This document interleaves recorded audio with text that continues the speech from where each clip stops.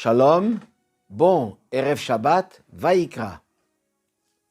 Le nom de la paracha de la semaine, mais aussi du livre, du troisième livre de la Torah, que nous commençons ce Shabbat, qui traite principalement des korbanot, des offrandes, des rapprochements d'Hachem. Et justement, on s'étonne de cette formule de commencement. On a l'habitude d'entendre toujours les textes, Vaidaber Hachem el Moshe les morts. Dieu parla à Moshe en disant. Et là, de but en blanc, Vaïkra, il appela Moshe. Vaïkra el Moshe. Et c'est même pas dit qui a appelé. Évidemment, on sait que c'est Hachem. C'est quoi cette formule-là? Pourquoi ce terme?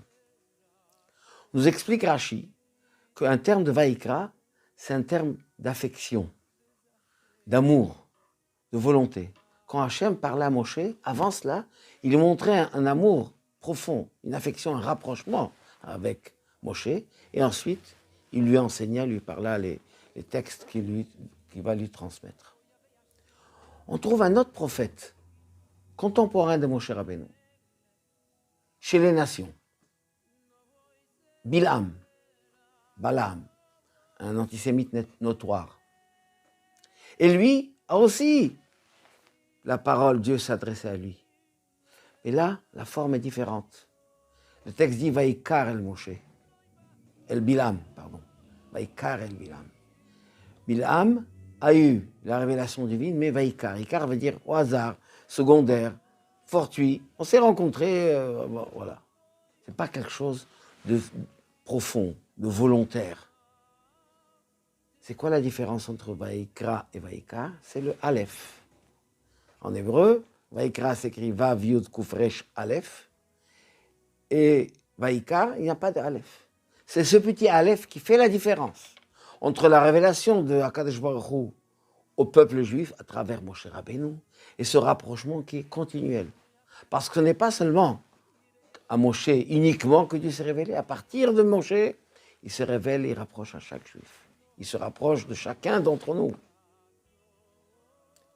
Et là, qu'est-ce qui fait qu'on peut se rapprocher? C'est justement ce Aleph. Mais ce Aleph, dans la Torah, qui veut dire un, Echad, uni, c'est Dieu, dans la Torah, il est petit. Parce que pour mériter ce rapprochement d'Akadosh Baruch Hu, on se fait petit. C'est Moshe Rabbeinu qui a dit Aleph, un petit Aleph, je suis petit. Et il le pensait vraiment. Il a eu ce mérite d'avoir cette révélation de Dieu avec un rapprochement. Et pour tout le Ham Israël, tous les temps.